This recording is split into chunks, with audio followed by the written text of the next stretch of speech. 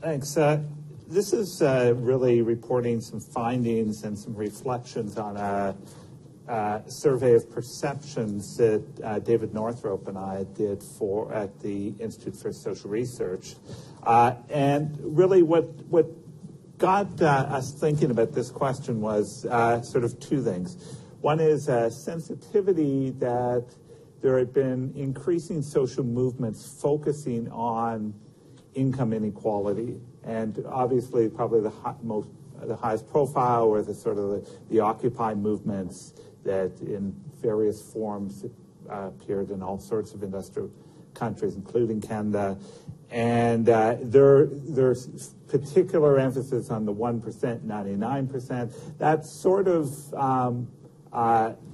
emphasis of that movement, saying it's not so much about poverty, because anti-poverty movements have obviously been around and had significant profile for a very long time, but rather specifically focusing on income inequality.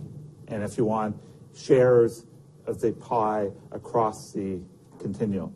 And so we're interested in how that's played out in Canada and how that's affected perceptions, or what are perceptions. And secondly, the fact that there had been other perception surveys done, most notably the Pew did a whole series of perceptions which didn't include Canada. So in fact, there was very little known about what shifts in perceptions had occurred in Canada, what Canadians in general perceived. And it seemed to us related to that is that from a point of view of seeing public policy responding, perceptions were important. And we were just straightforwardly thinking about a series of elections, and I think that it's arguable that perceptions did play a role in the provincial election that just occurred, and there's reasons to think that it might play a role in the next federal election as well. So that was sort of the context. And I mean, just to give you some ideas about Pew Research Findings, in effect, what they've more or less conclusively showed is that there's been a major shift in perceptions, that there's a growing perception across countries in their studies that it's become a major problem, that there's systemic favoring towards the wealthy, that there's less mobility, these sort of series of kind of perception claims, which are in a sense, again, independent, as Brian's data neatly shows. Actually, some of the data is more complex. That in fact, a lot of at the bottom end, the income distribution is actually not significantly changed. A lot of the effects have been in the middle class. Well, roughly, if you want however you want to define that, and that's where you're also going to see it reflected in perceptions. And so this is sort of, we were trying to draw out some Canadian data, and you'll see too that in the States in particular, the shift in perceptions has been astonishing, at least from my viewpoint. And indeed, there's now some more recent data that I haven't included there, suggesting that the American perceptions or acceptance of public opinion about income inequality have narrowed so significantly that they're much closer to European views about the acceptability of income inequalities. So in other words, that idea of sort of the American dream, where people imagine that, yes, inequalities exist, but that could be me. Actually, that optimism has declined significantly over the last 5 years, particularly past 10 years, arguably. And so and again, the broader context, as Brian's already alluded to, is thinking about how the post-2008 financial crisis, how much of effect it really has had on perceptions. Anyway, so to give you some some of the actual data. What's striking here is that 80% of Canadians, just under 80% of Canadians, are reporting that the income gap has grown bigger. So in other words, Canadians are perceiving that there has been an increasing income inequality. To a certain extent, it's striking, as Brian's suggesting, that those perceptions are actually exaggerate how much of the income inequality has actually happened, even though a lot of those perceptions, I think, are probably a reflection of the broader Gini coefficient. You didn't really have a continuum, but if people see the Gini coefficient across the past 25 years, one of the striking things in Canada is that there was not a single year that it actually decreased based on market incomes. Some of the other factors that are interesting about perception is age. Among younger respondents to the national survey, the survey had about 1,800 respondents. Nationally, it was a reliable national sample. Under 35, fewer respondents saw it as growing. The older the respondent, the more likely they saw that growing inequality, that income inequality had occurred. Again, that's not a surprise as well if you think that people have, the older the Canadians, the more likely they are to have a perception of what income inequality used to exist in Canada. And again, for the most part, I think it's probably reasonable to say that a lot of perceptions that are being reported here don't differentiate between market incomes and post-transfer incomes. Again, that's a difficult thing to but this idea that you see such a difference in perceptions across age groups is quite significant. Again, if you're thinking about sort of blue sky public policy and future planning, it is something to kind of think about in major ways. Now, the other data that we were interested in probing was about what people perceive this as meaning. So in other words, one thing to perceive them as finding that or perceiving this greater inequality, and does that matter? The striking thing is about 70% of respondents said it's making Canada a less fair society. And I'll say a bit more in a couple minutes about what I think that suggests about their standards of fairness and how what the implications are from that. But again, to actually find a socioeconomic change that occurred where you get such a large number of people reporting that they think it's making Canada less fair, presumably less good society, is a major implication.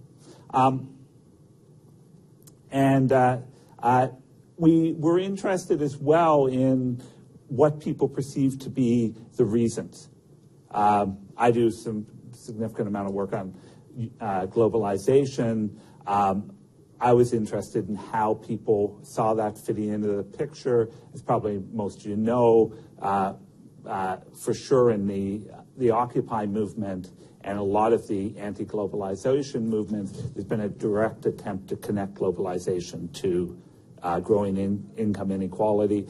I was interested in how that message had actually impacted. Interestingly enough, one of our colleagues who we ran the questionnaire by was actually worried that we would find, for example, the Canadians would blame immigration, for example.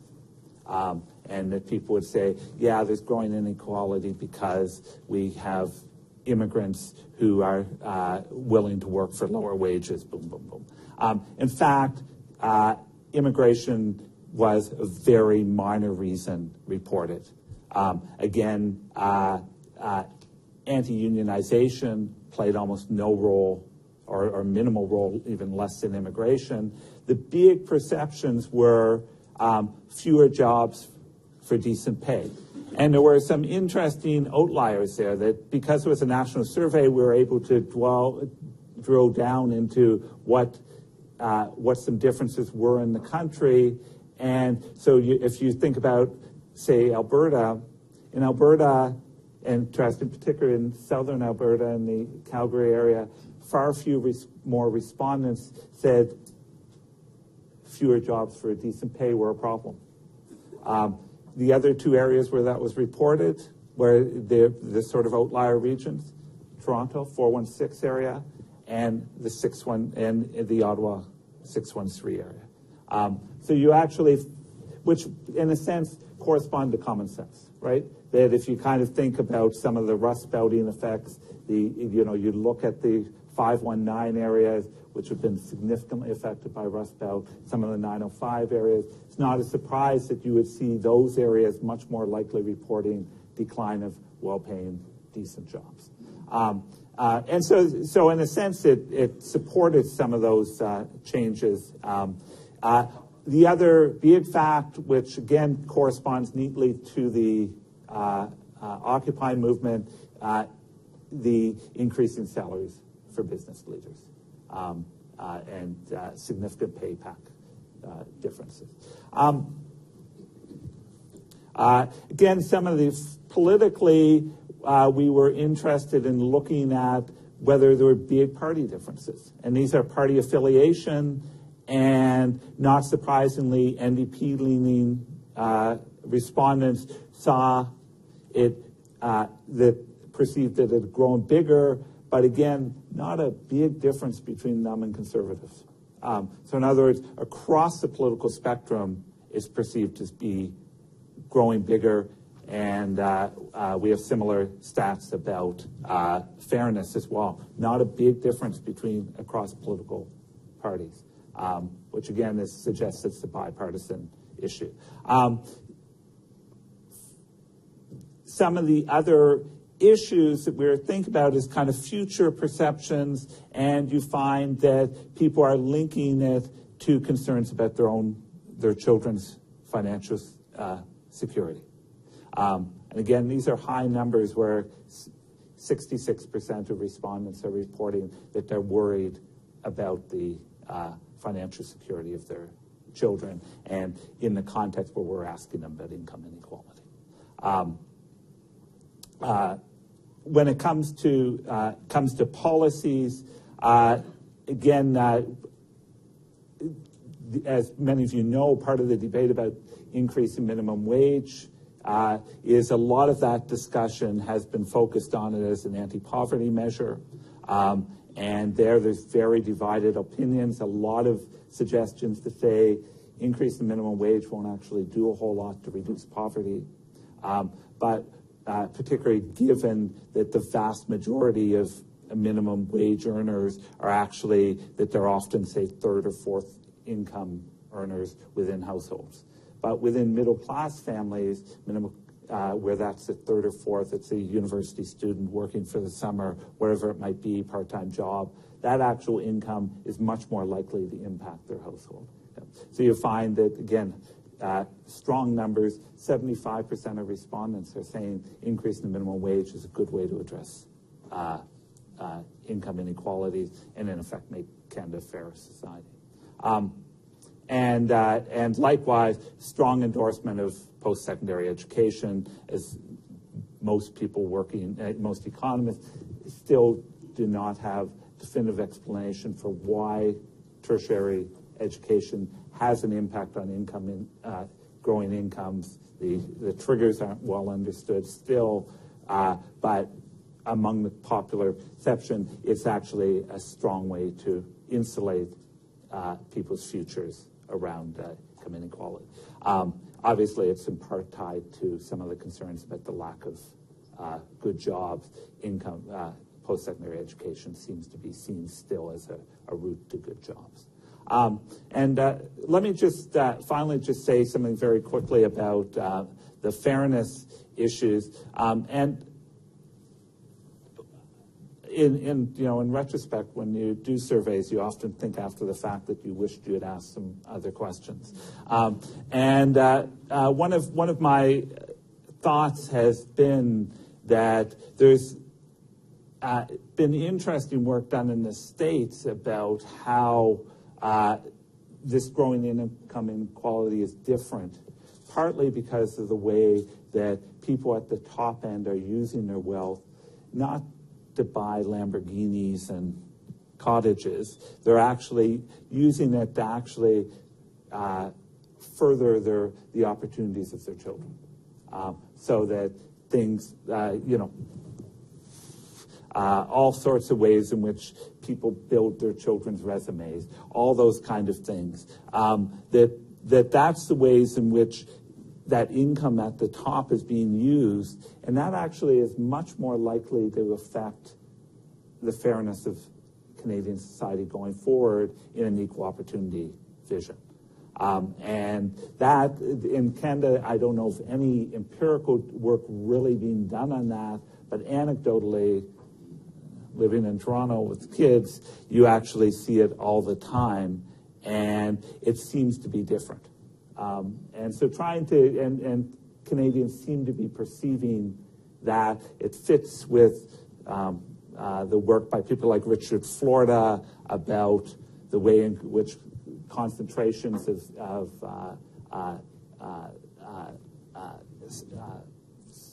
social capital in certain urban communities. Again, you think about those communities that Brian is highlighting as being the main beneficiaries, and a lot of those communities are exactly the same communities that Richard Florida says are going to be the economic engines for prosperity. So there's interesting ways in which Canadians outside of those areas are being left out in more complex ways. Anyway, thank you.